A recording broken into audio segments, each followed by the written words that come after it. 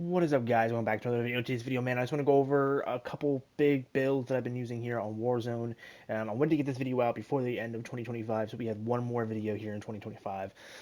So if you're watching this, Happy New Year's. We're now officially, you can probably, when you're seeing this, will probably be in 2026, which is kind of crazy to say out loud. So let's go over some of the builds that I recommend here on Warzone. The biggest one right here is going to be the Maddox. I think the Maddox is easily one of the most superior guns right now in the game. It just runs super smooth. So this is what I'm running right now. Feel free to pause the video if you want to mark all these attachments down. You could obviously run a bigger mag if you wanted to, but I like having a little bit of a speed reload, so I don't have to worry about losing firefights as much due to reloading. Next up we have is the Koshka wannabe, which is basically what this sniper is supposed to be. And I've been loving the Koshka. I've actually been running this blueprint over the pre-order blueprint, which you can see right here. Just because I like how Apocalypse covers this blueprint, so just kind of a side note there. But again, you can stop the video if you want. Look at the attachments I'm running right now. I've been loving this build. We're about to hit this thing Master Prestige here soon. But yeah, there's that. Another big one here is the Cordite, or in this game, whatever they call it in this game, but I call it the Cordite because that's really what it's supposed to be. And I've been loving the Cordite as well. Cordite just feels super smooth. It feels really good for those medium to even longer range kills for SMGs, and it's just a good time overall. Um, let's see what else here. The MX9 is the big one, I think, that a lot of people are using. I really like the MX9. It's definitely one of my favorite assault rifles in the game. There's something about this MX9 that just feels right. Um, and it's a good gun. It has good iron sights, good time to kill, good fire rate, good mag size, good mobility. Just everything is so good. They just nailed it with this gun, in my honest opinion. They just nailed it. Kind of feel like that with the DS20 as well. I've been using that a lot because I got that to Master Prestige recently, and I kind of feel like that's the same thing there. It kind of feels very, very good just overall. Honestly, again, this is with all the ARs, Peacekeeper, all of the ARs, the AK and all that. And they just nailed them. I think this year with BO7, they just nailed assault rifles. I don't know what they did, who was working on the ARs, but keep cooking, bro. Just please keep cooking. All right, whoever did SMGs, do what the guy with the ARs is doing, please. um, we got a couple other here's ones I want to show you guys here. I want to show you guys the Peacekeeper build I've been running. I believe is it this one? It's this one. Yeah. This is the Peacekeeper build I've been running. I think this is a really smooth build overall. I highly recommend it. You can do a couple different things with Peacekeeper. You can make an iron sight build that's more focused for that longer range engagement. Or you could even make a smaller, quicker build for this to make it good for up close. But I find this is kind of a good medium. It's kind of right in the middle. It's got pretty decent recoil control, even though the stats don't look like it. They have actually pretty decent recoil control, so highly recommended. Another big one here is the M10 Breacher. This build has been fun to use, and it's not going to be overpowered, but it's definitely the most enjoyable Breacher build that I found so far. It just feels very fun to use overall. So there's that build as well. And then we'll do one more.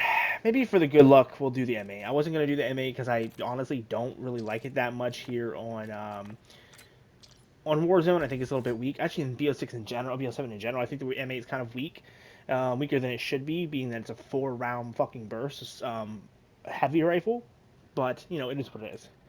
But this is what I've been running with the M8. This is what I did this is the build I ran for to get an Apocalypse. So, it works, gets the job done, and that's kind of the most important thing, I think, when it comes to a build. So, yeah, those are some of the builds I've been running. If you're running what perk setups I'm running Veteran, Splinter, and Adaptive. And then I try to shoot for Specialist if I can. But I feel like these three are really good. You get that movement boost. You get the improvement to equipment resistance and long-range weapon handling, which is really nice. I know some people are kind of all over the place when it comes to the blue perks, but really, all the blue perks are really good in my opinion. They're all kind of at the same level of goodness, so it really doesn't matter. I was running a Mountaineer for a while, but I did like to be able to be immune to Grenadier, and I like the reduction to like flashes and concussions and gas, etc., which is really nice. And then I've been running Adaptive, which just makes everything better. You can carry more. You can get more stuff from people's dead bodies, but you get like cash and plates and stuff, which is really nice. Um, and yeah, it's just huge. Or no, I'm reading the wrong one. I'm an idiot. I was wondering. I feel like I read that one already. I'm an idiot. No, but adaptive gives you like the movement space and more movement stuff, so you get like an increase in speed, um, as well as you get trap delays, which is actually like such an old underrated thing. There's been a lot of times where I've almost died to trip mines or like the claymores and stuff, and I actually survived because it was delayed, which is huge. So I couldn't recommend adaptive enough. Honestly, yellow perks are overpowered. I mean, you got tempered, which is great. Adaptive, awesome. You have Tracker and Survivor, both awesome. And you have Ghost. So, yellow perks are definitely some of the strongest perks in the game. There's obviously reactive armor for the red one, but I'd rather have a little bit more movement speed, especially having tactical sprint in Warzone, because a lot of times, especially when I was doing melees, that tactical sprint came in very handy. But there's a ton of options that you can go down for perks. And then I run mostly lethal combat axes, and then tacticals I mostly run stims.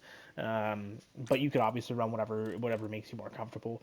Um, I rarely ever use them in game, if when I do. So, and then I run the combat knife. I think the combat knife is just the best in terms of damage output and for speed at which you can hit things. The other two melees are very, very weak in comparison in terms of mobility. And the ballistic knife, at least you can shoot them with the ballistic knife, so that is a bonus. But the problem is as well, is it doesn't do a whole lot of damage. So it's just kind of one of those things I don't really run that often. But yeah, hopefully you guys enjoyed this. If you guys want me to do more builds here on Warzone, let me know down below. I have a ton of videos planned for BO7 now that I'm kind of gotten in the groove of things. Now 2 camos done, most stuff unlocked, and I'm just getting all the guns closer to match prestige. We're at about 8 guns match prestige right now. We're trying to get all of them match prestige, and then go to level 250 on all of them. So we'll have to wait and see how that goes. But yeah, thank you guys so much for watching, and I'll see you guys in the next one. Peace.